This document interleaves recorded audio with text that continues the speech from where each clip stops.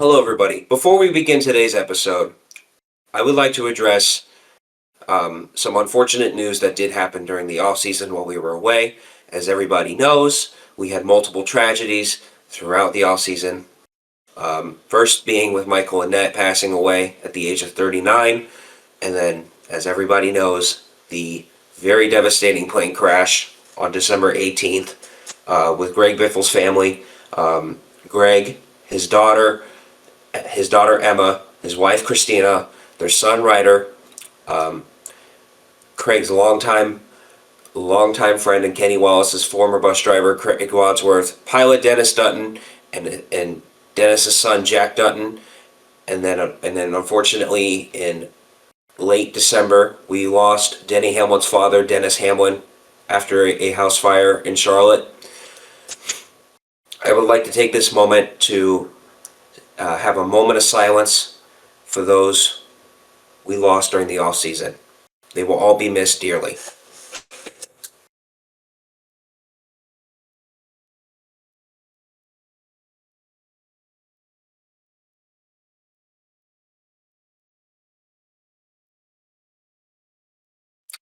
Thank you. Yo, what's up, everybody? Welcome to Season 2 of the Couch Racing Chronicles. As always, I am the contagious AJ, the avid Chris Buescher and Chase Briscoe fan. But as always, I am not alone. Let's introduce the rest of the squad. What's up, Sonny? Hi, folks. I am Sunny, returning for another season of Couch Racing Chronicles. As you may all know me, I am the still very depressed KFB fan. But I think we had speed today, last night. We'll get into that later. Hey, James here, the slightly less depressed than last season's Suarez fan. Right for a new season. What's up, everybody? You know who I am? No, we don't.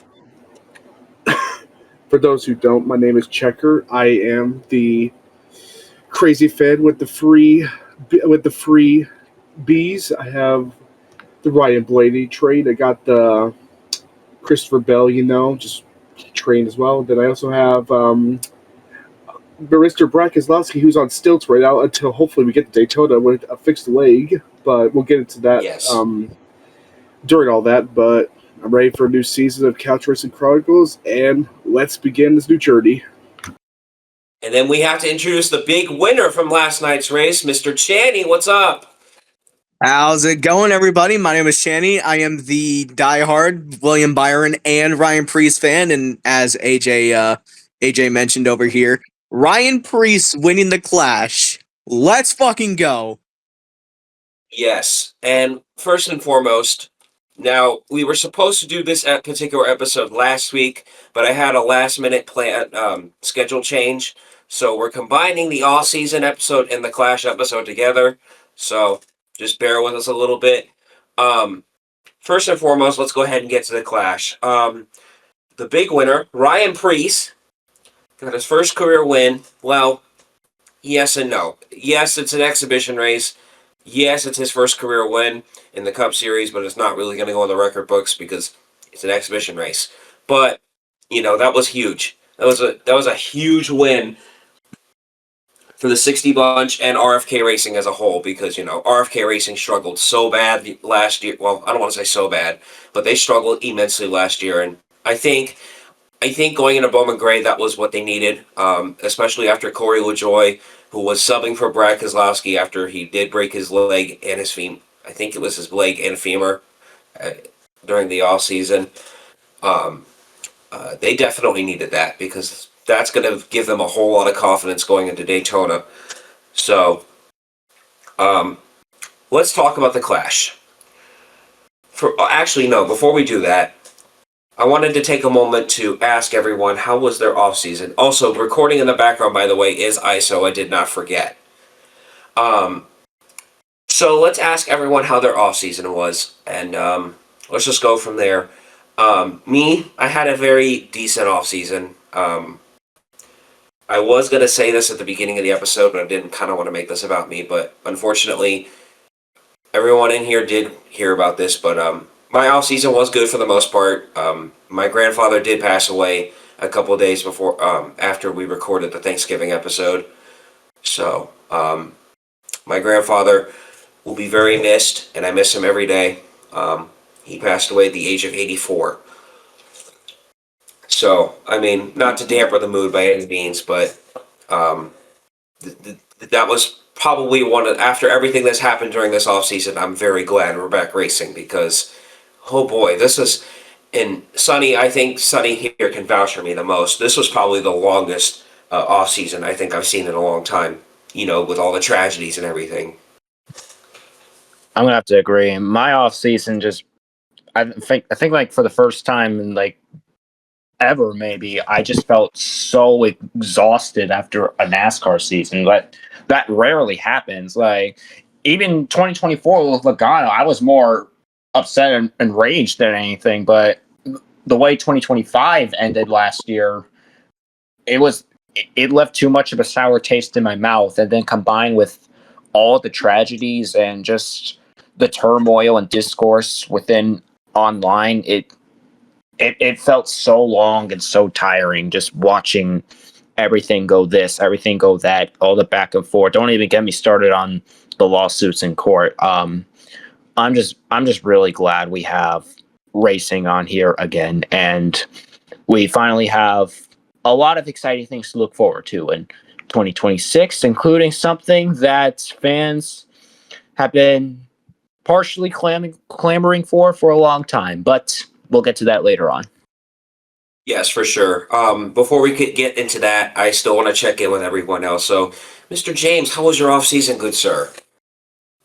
Well, yeah, I mean, obviously, it was a range of highs and lows, obviously. I think probably some of the highest bits, at least one thing I did personally was I went and saw the 5 Nights at Freddy's 2 movie with some friends. That was a good, kind of escape from everything that happened in the off season. The lawsuit, seeing Denny and the teams do come out on top of that was great.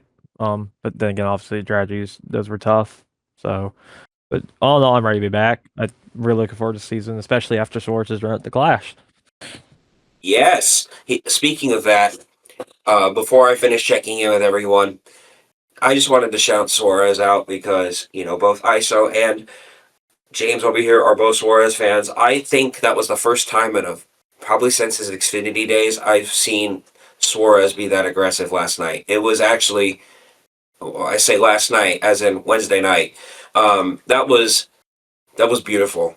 And I don't really know if he did it intentionally. I didn't listen to. I know Bob asked him and interviewed him after the race, but I don't really think it was intentional because I think this is the year that Suarez is going to be fighting for his career. So I mean, by all means, please be as aggressive as you need to be. Anyways, excuse me, Mr. Checker, how was your off season, good sir? No, I mean, besides the casual watching the NFL, I won't go too much in my highlight reel for the NFL this year. Yeah, it's best just to leave it alone. So overall, though, besides balancing football, wrestling, and everything else, and overall, just life, just survival at this point because the world is just a little slow, just calm, collected, but overall, the weather's been nice. The weather's been nice. Sarcasm. I've been, fighting sickness for the last week or so, but overall, it's been a pretty slow off season with everything that's happened. But I'm glad that we're finally getting back into the range of back in racing again, especially after the Clash last night. Which, by the way, just that was crazy enough just to see so many delays because nobody. We'll get into that when we get there. But overall, I'd say it's a fairly slow off season for me. But yeah, I really have nothing else to highlight on. So yeah.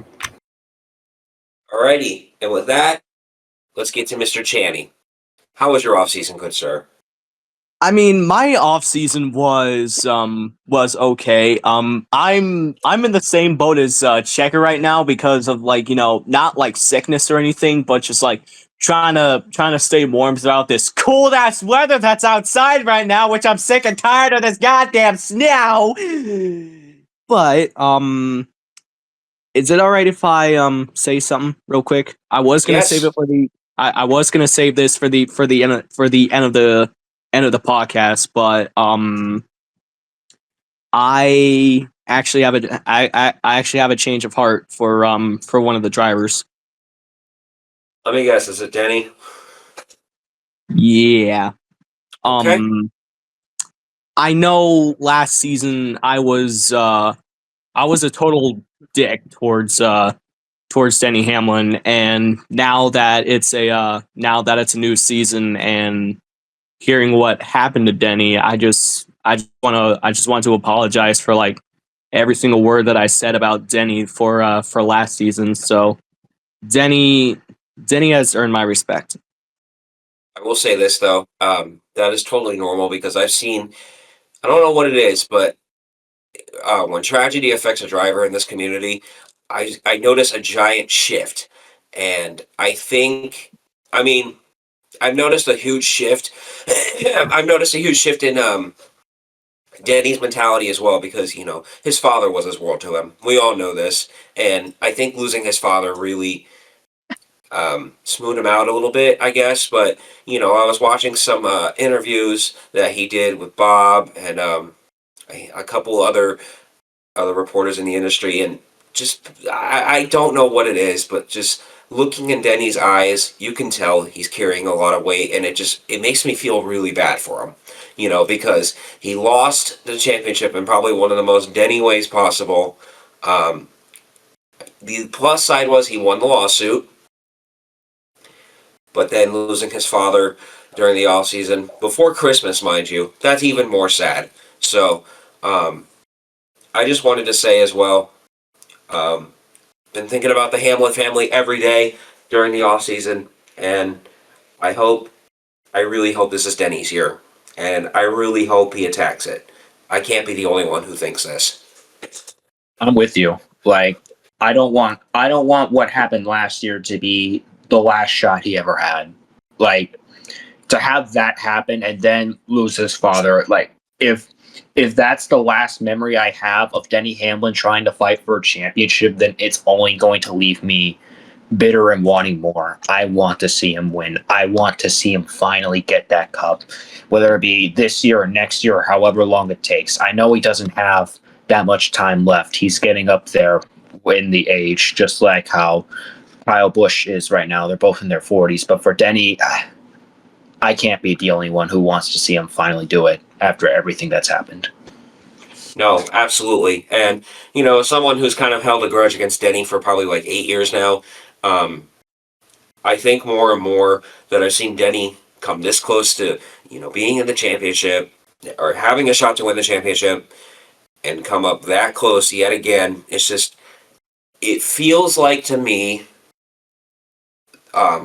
this one of the scenes from Cars 3, the crash scene with Lightning McQueen. And it makes you wonder, is Denny going to be the same ever again? And I really hope that everything that's happened in the offseason, I really hope that doesn't take a toll on him mentally. And I just really hope this is the year where Denny says, fuck what everyone says. This is my championship to win or lose. Did anyone else want to chime in on that really quick? I will. I'm another one. Especially, I've never been the biggest Elliott fan, but after what happened in 2017 Martinsville, that was one of those things that's like, really, that why would you do that kind of thing? I was happy when Hamlin got walled by Elliott. At Phoenix, the next week, I think it was, and so I've never really liked Hamlin. But that was one of those things was like, after seeing, hey, this going into that race, what NBC was saying that, like, Denny was saying, like, hey, this might be my last chance to win it with my dad here to see it. That was one of those things like, yeah, I'm all right with him winning this championship. And I was like, he's I'm starting to like him, which I never thought I would ever say. I am starting to like Denny Hamlin, and if he wins champ this year, I'll be happy. For sure. Checker, Channy Channy already said his piece, but Checker, did you want to say something on this? I won't say too much on it, but I'm just going to say, if, everything that Denny, has done for the sport, ever since, fighting the lawsuits, and all that shit, I think this is definitely going to be a strong suit going into, this 2026 season, more motivated. I'm hoping that whatever, Hamlin has left to do, he's got to push forward and he's got to keep going. So overall, I think if you're Denny Hamlin, I know that you're not, getting younger. So you basically it's time basically to just hit the gas and keep going. Basically, don't let anybody else tell you anything else. Just be you and just fight for, a championship. That's all you got to do, basically.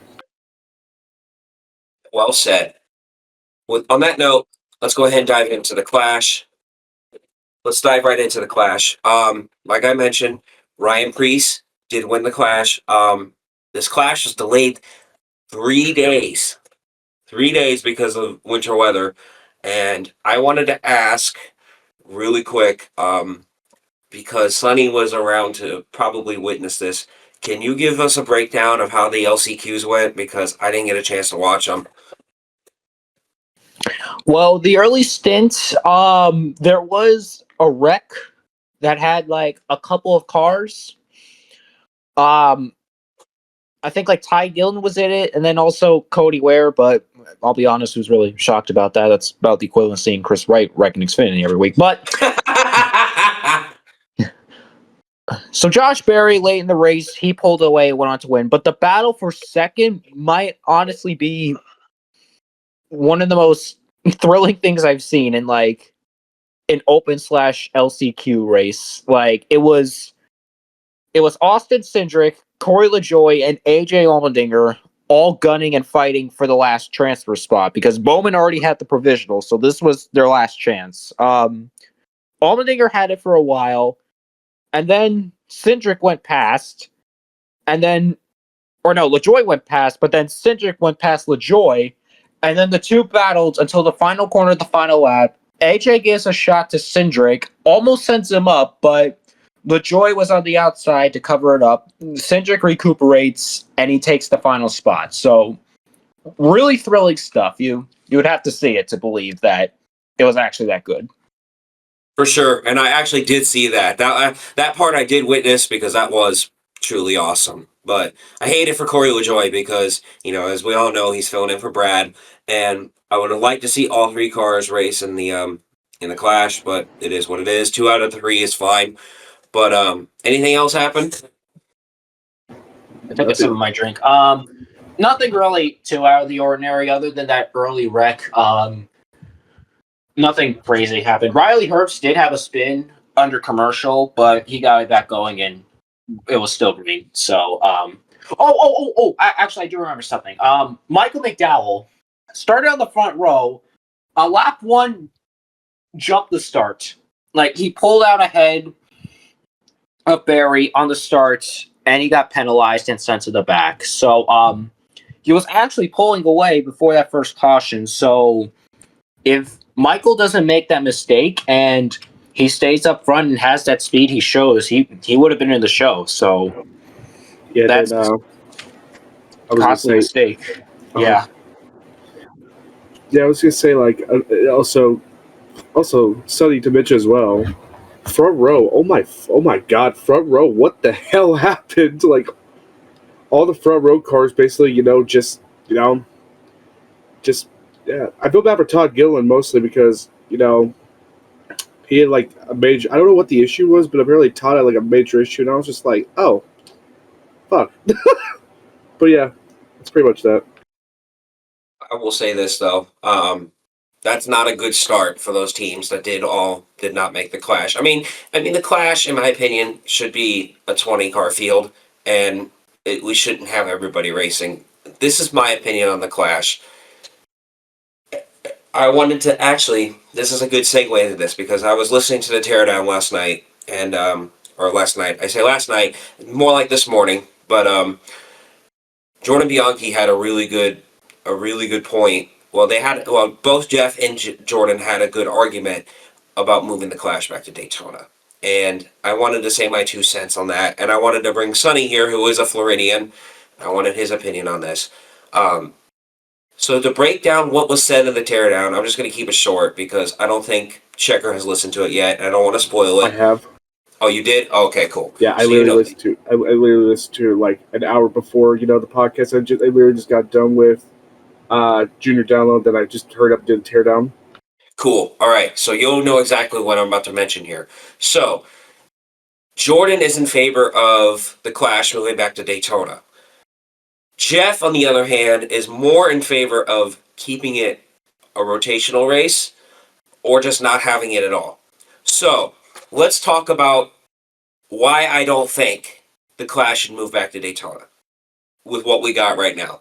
And this is just my honest opinion. As much as I am a traditionalist and as much as I am a firm believer in moving the Clash back to Daytona, it is not feasible. It is not feasible with what we have right now, especially with Atlanta being a restrictor plate drafting race. That's another cost of the teams, a huge cost of the teams with the potential of having to have 2 extra cars to bring to Daytona. That's 4 cars you would have to bring for all the teams. That's very expensive. And then not to mention all the man hours that has to be put in to make the cars for Atlanta. It's just not going to work. So, in my opinion, not really keen on it. So, with that being said, I wanted to also get everybody's opinion on that. Should the Clash stay at Bowman Gray or should it move to Daytona? I'm going to start with Sonny first because I did make that promise. What are your thoughts on Jordan saying the Clash should be moved back to Daytona? As much as I love my home track, as much as I'd love to see the Clash return to my home track, I think the one bitter thing that's holding me back from this is 2020 and how it devolved into chaos. Because a majority of that race was already kind of single file, you wouldn't notice. And then everybody wrecked. Everybody about wrecked. Cars were destroyed. Everybody was spinning. Everyone was hitting the wall. The winner of that race, Eric Jones, I don't know how the hell that car wasn't sent to a dumpster, because good God, that was disgusting.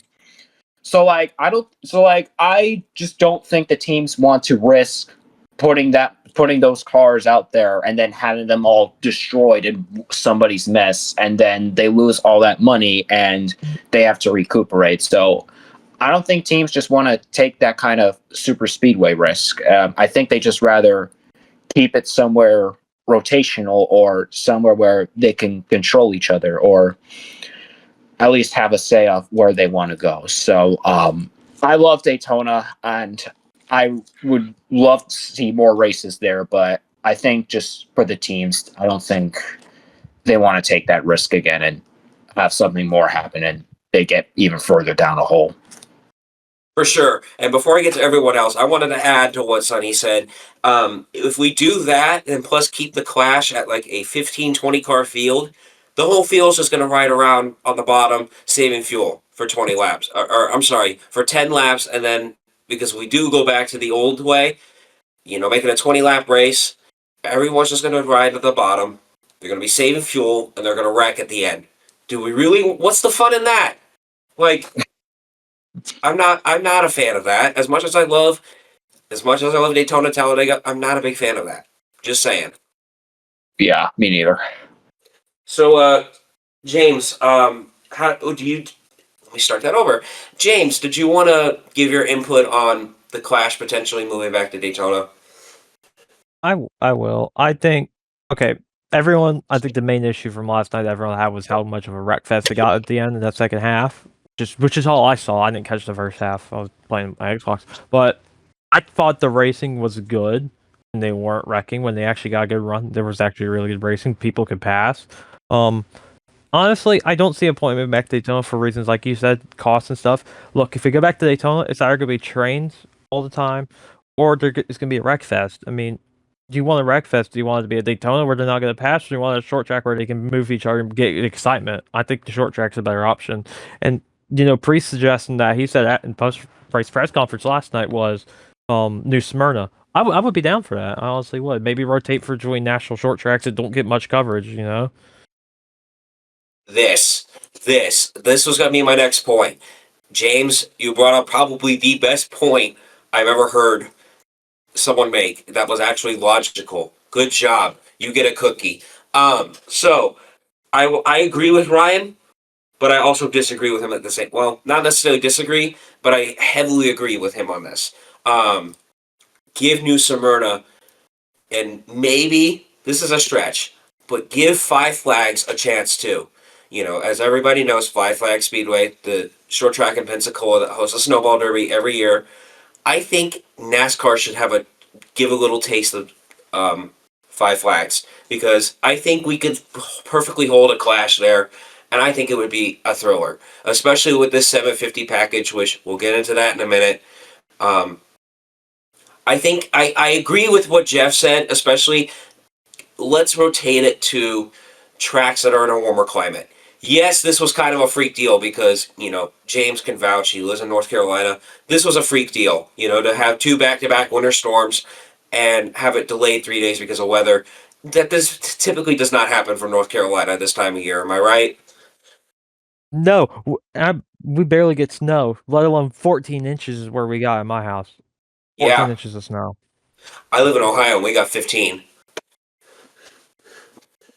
But anyway, as I was trying to make a point with that, I don't want people to think, oh, we can't go back to Bowman Gray next year. Yeah, it's cold in North Carolina, don't get me wrong, but this was a complete fluke, you know, because, you know, this doesn't happen on the I'm sorry, I lost my train of thought completely. This doesn't happen as excuse me, as often as everyone is making it sound. No, this was just the way Mother Nature said, nah, fuck you and your NASCAR. I'm just gonna dump a crap ton of snow and ice on you guys because yes. So I don't want people thinking I don't want them thinking that this is gonna happen every year. So let's get that out of our heads. So with that being said, was the Clash a good race? So as it stands right now, the good race poll on Jeff Gluck's Twitter is 42% yes, which kind of not surprised, but I think there are a couple reasons why that is.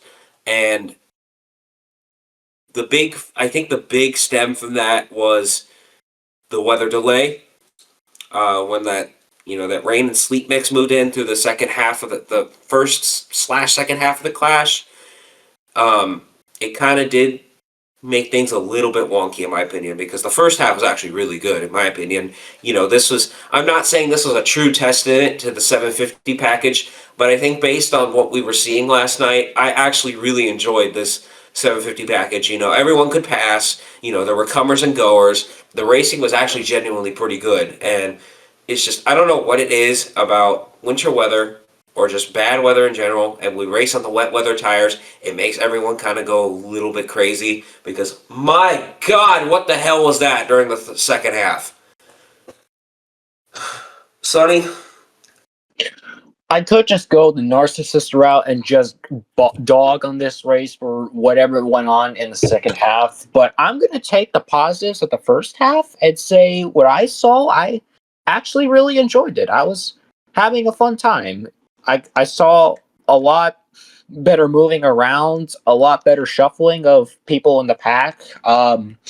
It wasn't just one car uses the clean air and the other cars never pass them again. We actually had leak changes, green flag leak changes going on. So it's not too much to go off, especially considering we didn't even get the full race dry. But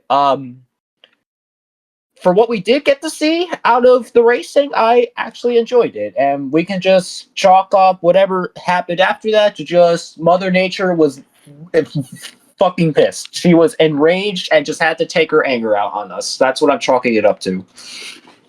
Mother Nature couldn't keep her legs closed to save her life, but hey, what do I know? I was going to say something, but I averted, but you said it for me. Okay. We're thinking the same thing I was thinking. Checker, since you are the biggest apologist here to NASCAR. Oh, wait, you're not Tommy France.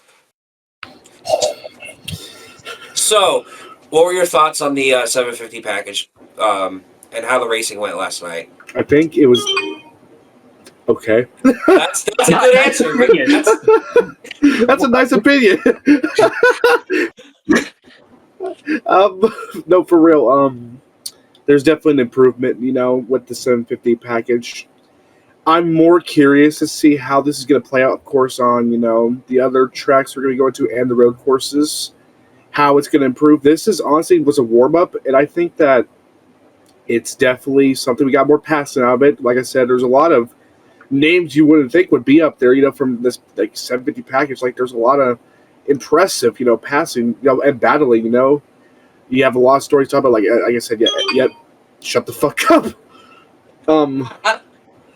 You had names like SVG up there. You had, Connor Zillage. Yeah, Connor Zillage, Briscoe, Suarez, a lot of names. They're just like, wow, because that's how good the passing was, and that's how good the 750 was. I'm really curious to see how it plays out, of course, on the air tracks when we get to it later this season. But overall, I think the Clash, and just say an example like that was definitely an improvement. Besides, of course, the weather. But besides all that, yeah, I think we're going to get somewhere. I know it's not what many people, of course, are not going to agree on. Some drivers have different opinions about the horsepower and all that. But I think the way we're stepping up with this, there is some improvement over in the future. But for now, I think this was just a set example, and the Clash was, I think, the perfect example of, what we just saw with that new package. It was also the perfect introduction into Daytona being next week, because that's what the Clash has always been, right? That Clash has always been a pre-sequel to what Daytona, the week of Daytona, that week has always been the biggest hyped up week in all of motorsports. Well, besides the Memorial Day weekend. But Daytona has always had a special place in my heart because of how stacked that week in general is. And I will say this, though. I genuinely thought it was a good race up until all the chaos from the weather delay and Fox having to switch over to FS2 towards the end of the Clash, which, look, I saw a lot of people bitching about this yesterday, and I get it, but at the same time, it is what it is. Fox had 3 hours of broadcast time, and they went over their broadcast time. Simple as that. And it's Wednesday night. Because they got their other regular programs to attend to as well. So you can't really bitch and complain about something that's out of their control. It wasn't a 2020. It wasn't a 2024 Coke 600 situation where they just threw out humidity. Basically, yes. Yes. They said, "Oh, we're gonna cancel this race because of humidity." What? Like, bro, Mr. Chaney, what was your thoughts on the race last night? The first half, the race was pretty decent. The second half, what the fuck? You're not gonna let him win it? You're gonna win it? Oh my god, you don't get that reference and you're a fucking Martin Truex Jr. fan. I am disappointed in you. I know, I'm always a disappointment. Anyway! We'll get to that later. James, especially, I saved you for last kind of for a reason. Not because fuck you, but it's more like, you saw Suarez up there for a good chunk of the second half. Was it the second half? Yeah, but second half. Okay, so what were your thoughts on him being? I know we kind of touched on this already, but what were your thoughts on him being in the 7 yesterday? I know his Spire, the 77 to the 7 looked really fast last night, and could this be a very promising year for Daniel? Do you think? I think so. From what I've heard around Suarez group chats and stuff, apparently he and new crew chief Ryan Sparks, they actually were getting along really well last night. Apparently, which is a great sign. That's a great sign. Yeah, it's weird seeing him not in the 99 for once, but yeah, it's more interesting seeing all the trackhouse cars on Chastain, Zilch and Shane not giving him any room or whatever, especially Shane who walled him for like a straight lap at one point. But yeah, it was great to see some speed in him. It's like, hey, I'm looking forward to this season. I'm really happy he's gonna be. I think Suarez needed a change after last season, and I think Spire's giving them that chance, and I think they're gonna be good this year. Absolutely. And not to mention that Cal Ripken Sr. Foundation car was beautiful last night. Mm-hmm. So, with that out of the way, before we get into the off-season news, I wanted to, who here saw the video of Ryan Preece's interview in Victory Lane last night? I did. I have to see it. Actually, hang on, really quick. Let me go grab it for you. Let me. Yes, that's the video. That's the video, everyone. Congratulations. I just wanted to say really quick. That was probably the most emotional I have seen Ryan in a very long time, and by all means, let him be emotional. I mean, that was his first NASCAR sanctioned win in like 4 years, and Ryan has worked really hard in this sport, and he deserves every moment of it. I'm trying to find the video. My bad.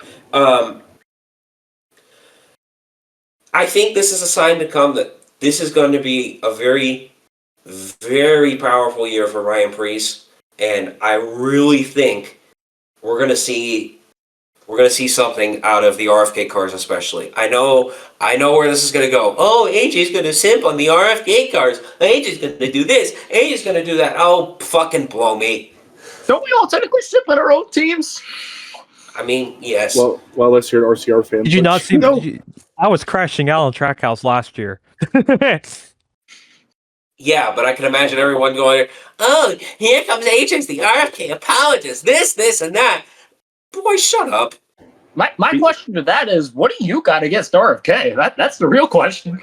Honestly, especially right now with everything. Honestly, a little touch up as well with Roush.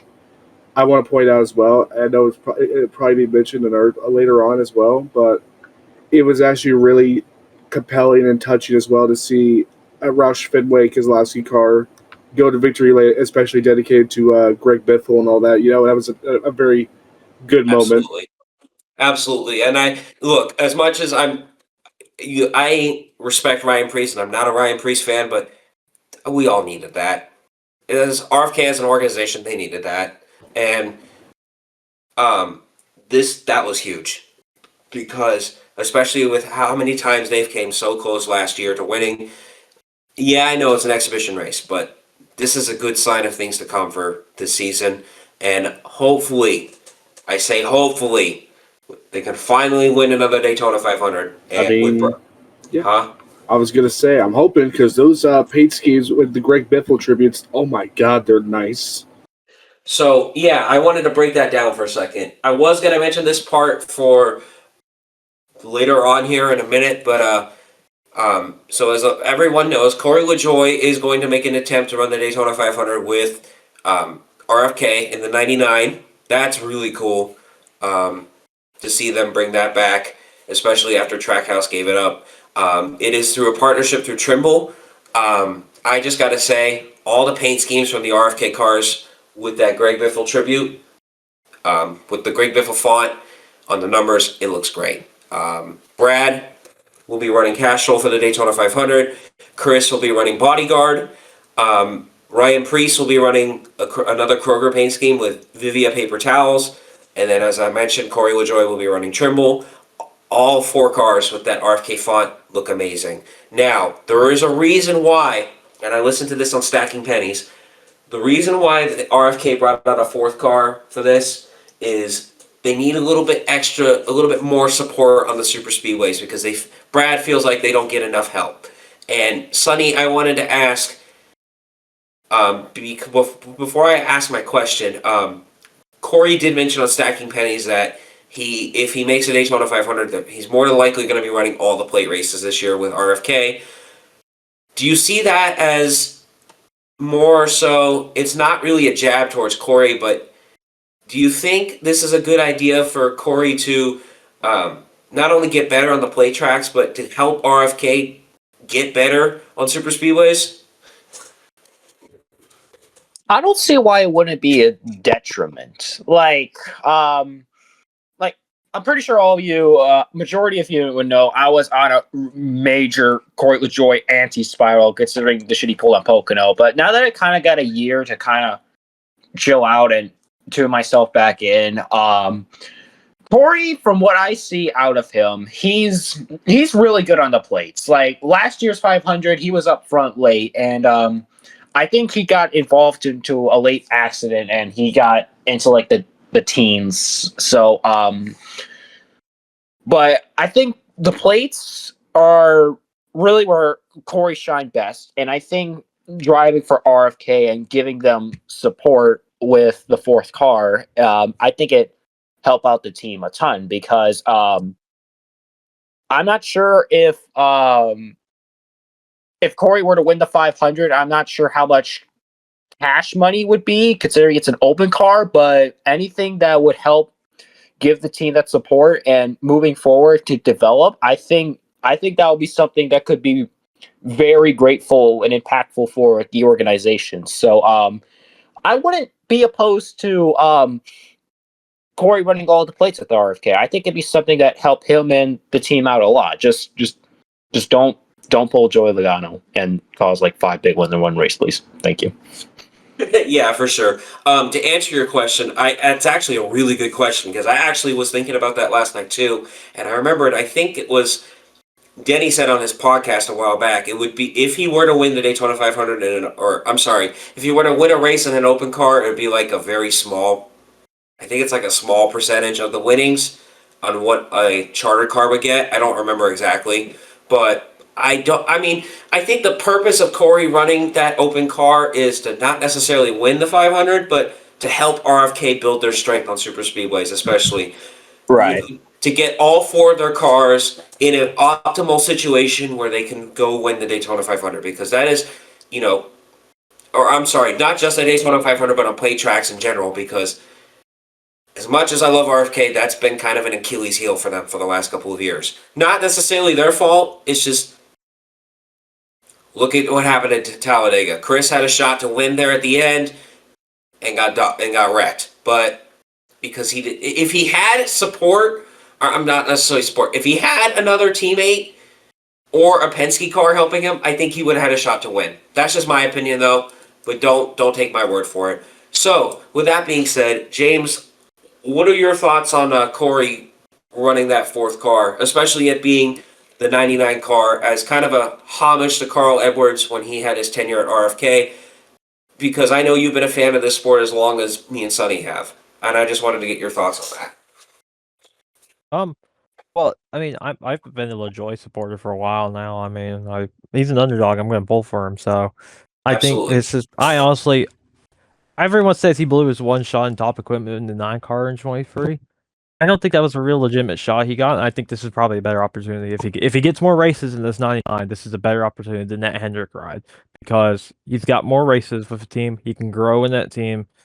And go out there and probably compete for victories. I'm sure of it, especially at tracks like super speedways. He was leading late last year in the Rick Ware car. I mean, never say never. I mean, I think he's overdue for one of these super speedway races to finally get a win. Absolutely. Checker, your thoughts on this as well?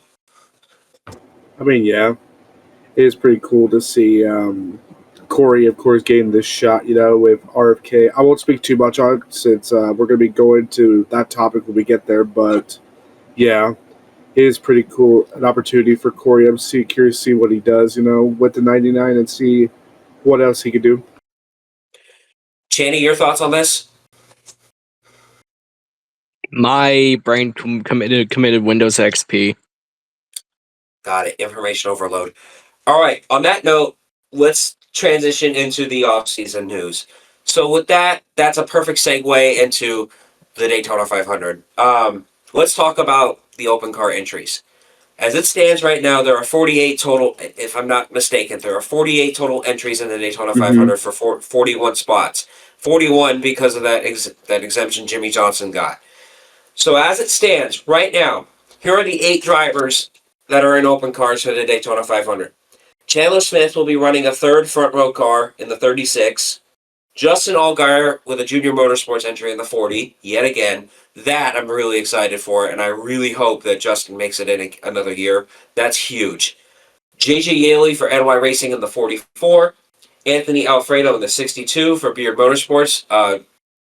If I'm not mistaken, he had his paint scheme announced today, right? He's running Dude Wipes? He is. He is running Dude Wipes. I did post it the chat, of course. Well, obviously people can say it, but it's there.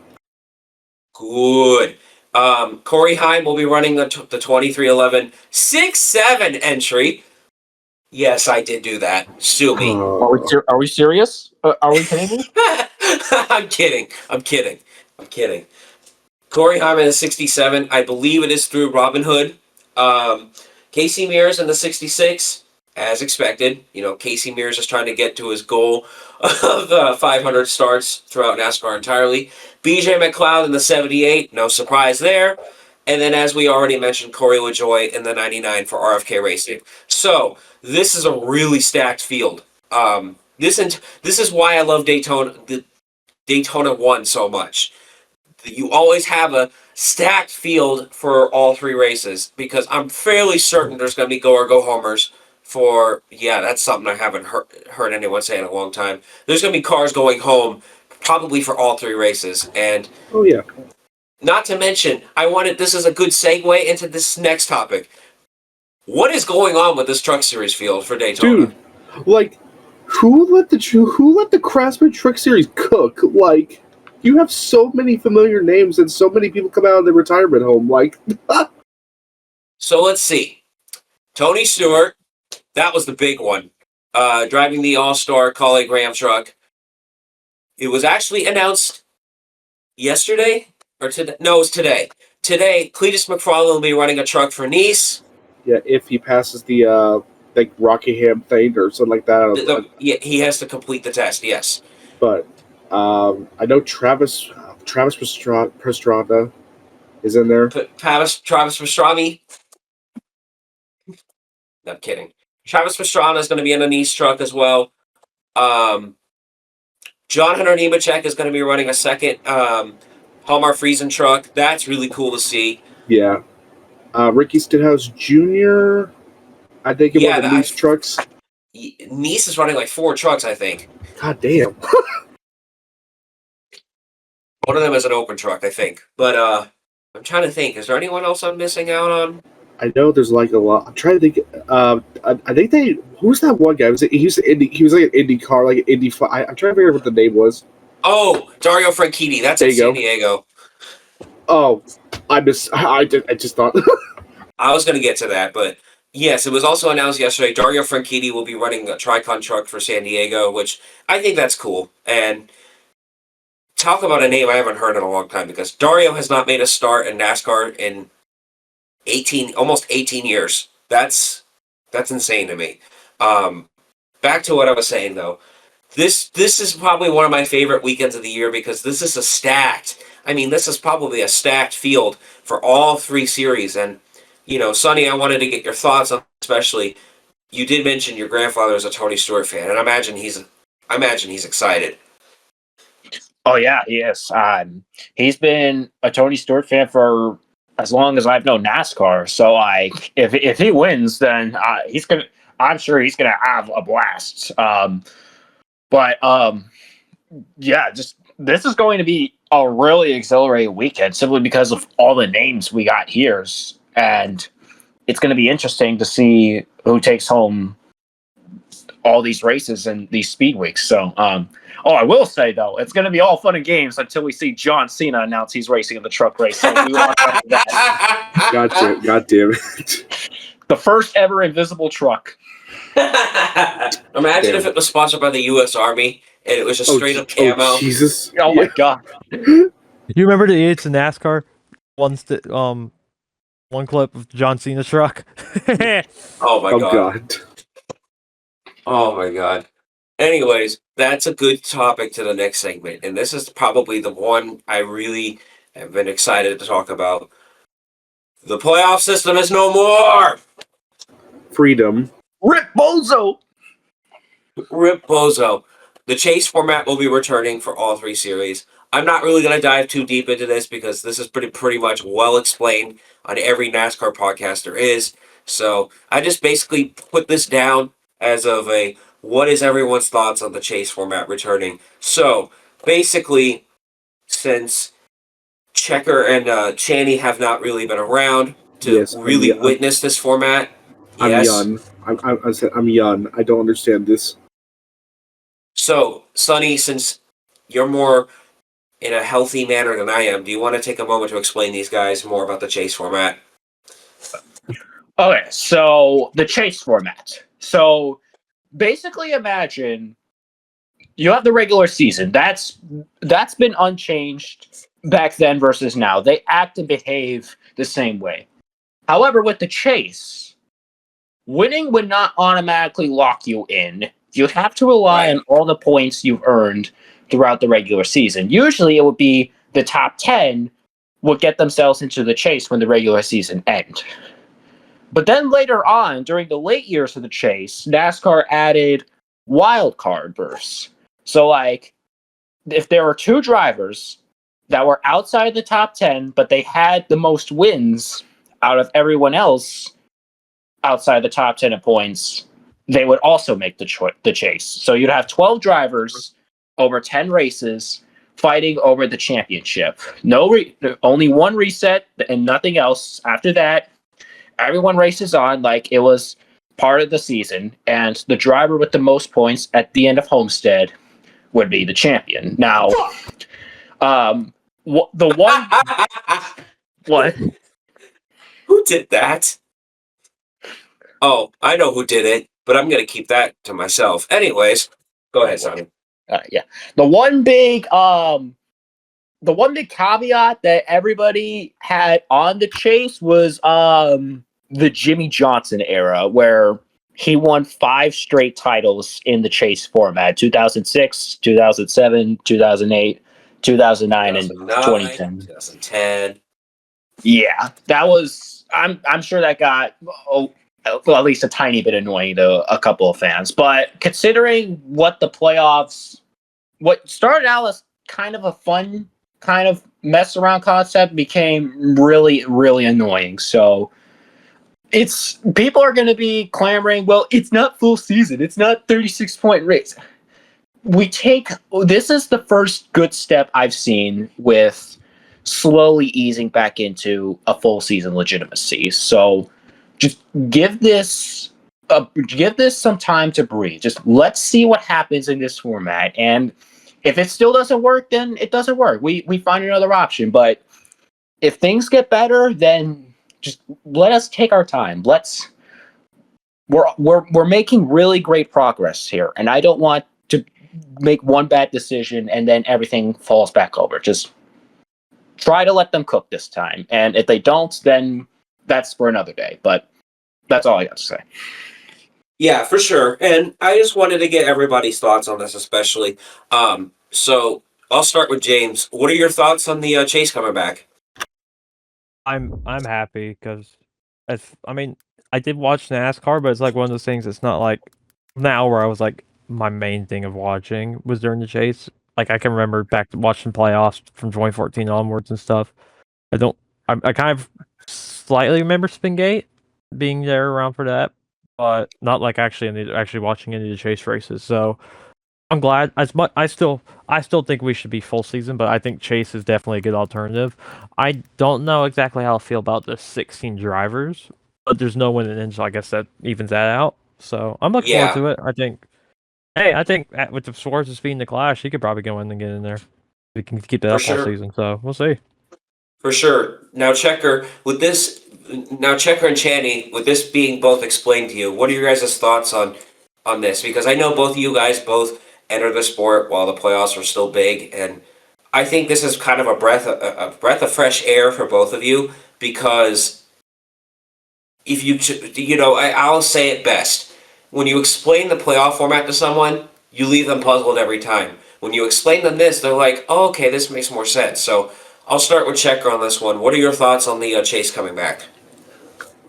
All I know is I have to do a lot of homework and watch the old, some of the old chase videos to understand it more after this session. I have to watch some videos on it, but I think honestly this might be a step in the right direction where NASCAR, is going to be trying something new. In all honesty, I'm curious to see how. Obviously, this is my first time seeing how this chase format plays out, but I'm curious to see how this is going to be so different, compared to the playoffs, the actual playoffs we've been seeing for the last, how long we've been doing this? So many years. 11 years. Yeah. 12 years, actually. Yeah, it's about almost a decade on this. So I'm curious to see how this plays out. I'm curious to see how the consistency is going to be, with the, all the RFK cars, and I think Blaney is my main focus this year, especially with the chase. I'm curious to see what he could do with that 12 car because he's been consistent. But I want to get ahead of myself and jump the ship. But I think I'm just really curious. I'm gonna have to sit back and just lead the way, I guess. Channy, your thoughts on this? I mean, once the playoff thing was discussed, I think with me and Checker seeing it for the first time in our kind of NASCAR history, I think it's going to be interesting to see. Because this I say playoff format. You can throw pitchforks and boo at me now. This format rewards. Yeah, I know. I'll be here all week. Thank you. This format rewards consistency, and I wanted to add to Checker's point. This is a very big stepping point for drivers like Ryan Preece, Chris Buescher. This is drivers like those who are very consistent on a weekly basis. This is going to be huge for those drivers. Kyle Busch, even if RCR can get their shit together, hell, I think Kyle Busch could make the chase this year. Yeah, that might sound a little delusional. Oh God, I heard Sonny key up. What? If you want to be 10 times delusional, RCR could be a god tier team in the snap of a week. Like literally anything's possible. I mean, okay, but on a serious note, this format is not what it's all cracked up to be. I will say this though. This is kind of a what's the word I'm looking for here? This is big in many levels, but I'm really excited because this is going to reward consistency, but you also got to win too, right? And you can't really have any DNFs. You can't have a weekend that's going to cost you. So, God forbid if like Brad wrecks out of the Daytona 500 and has a slump like he had last year. Pain. Yeah, first of all, pain. Second of all, I'd be really worried about him. But that's neither here nor there. I don't want to get too ahead of myself on that one because it is literally the first week of February. So, let's address the next elephant in the room. It was announced last week from Jordan Bianchi that the Charlotte Roval is no more, and the Charlotte Oval will be returning for the second race in October. We all said our piece on this, but I just wanted to say something to James really quick because as much as he is a huge advocate for the Charlotte Oval, get ratioed. I still do not think it is the track's fault. I think this is NASCAR just trying to find a way to say, look, the car is great. When it's not, it still needs to improve the road course package. But what they're going about doing it is saying, hey, look, you don't like the road course package? Okay, we'll take road courses off the schedule so you don't have to see it as much. That's not what the fans want, though. We want the road courses, but we want to enjoy watching them. And I think the new Roval layout specifically has produced great racing in the short time it was there, especially in the O'Reilly series. As much as I hate the fact that Kligerman got screwed, that final restart there was 4 cars under a blanket for a solid half a lap. That was great racing. You just ignited some World War V trauma with that match. I know. No, I still hate that. I don't know how NASCAR screwed that one up, but that layout still produced great racing when given the right package on the car. Look, I will say my piece on the Roval really quick because as much as I really was not a big fan of the Roval, I'm glad that NASCAR is returning back to the Oval because, well, I'll get to that point in a minute. But look, the Roval did produce some good moments, but it also produced a lot of controversy, like James just mentioned. So I think the move for this was to get NASCAR back into that roots phase that they're trying to market here. And I think this was a very smart move on Marcus Smith's part. And he explained this very well in the download. I'm not going to spoiler it, but the more I listen to it and the more I listen to him explain to it, it's not like it's going away entirely because they could revert back to the Roval format any day that they want, right? It's just, I think this was a very smart choice on his part to get back into that get back to our roots type of, marketing campaign that they're trying to market here to the fans. So that's all I'm going to really say on the Roval. But let's move into the next topic. Haas Factory switched to Chevrolet this year with an alliance from Hendrick Motorsports. So that also carries over into their Xfinity. I'm sorry, that's going to take a whole lot of time to get me used to saying it correctly. Their O'Reilly Series teams, they have an alliance with. Oh shit! No, they don't have an alliance with anybody. Ryan Sieg Racing, RSS Racing has an alliance with Haas Factory team, so they're basically getting Hendrick support all around. So, I'm as a Ryan Sieg advocate, I'm very excited for this because he actually did very well when he was in his tenure with Chevrolet. So, maybe he can actually win a race this time. Let's pray for that. But no, on a serious note, I'm actually kind of happy to see Haas Factory team back in Chevy. You know, as much as I am loyal to Ford and I'm loyal, you know, I was loyal to Chevrolet at one point too. I just feel like Haas as a team did better when they were with Chevrolet, and I think Sonny can vouch for me on that. Not to mention, the Haas team last year was really just a sunken ship from the start. Like they were just coming off of their primary base and support from Tony Stewart leaving, and they were on their own. And the results on track showed it. There were some high moments. Cole Custer was one lap from getting his way into the playoffs at the Daytona night race. So I think this is their opportunity. This is their chance to pick up the pieces and see how well they are right now. If they're still in the back, then yeah, they're not really all that great. But if they at least get inside the top 30 in points, I think would be a big stepping stone for the team. For sure, and this is also leading into a very good transition into the next topic. Another team switching to Chevrolet this year is Wickler Racing, and that means Sonny and Channy's favorite driver, Cody Ware, is going to be in a Chevrolet. We have claimed a new victim of ECR engines. No, so real quick, I just wanted to get everyone's thoughts on the new Camaro body as well. Or, I'm sorry, it's not a Camaro. The Camaro doesn't exist anymore. The new Chevy body, but we all know it's a Camaro. Let's be real. So, I think there's going to be a lot of growing pains, especially, and I think it was kind of shown. I mean, well, not really shown in the Clash, but it'll definitely show at Daytona because the Chevy struggled when they switched the Camaro body in 2018, if I remember correctly. And I don't really want to jinx anything here when I say this, but do you guys think there's going to be some growing pains out of Hendrick this year?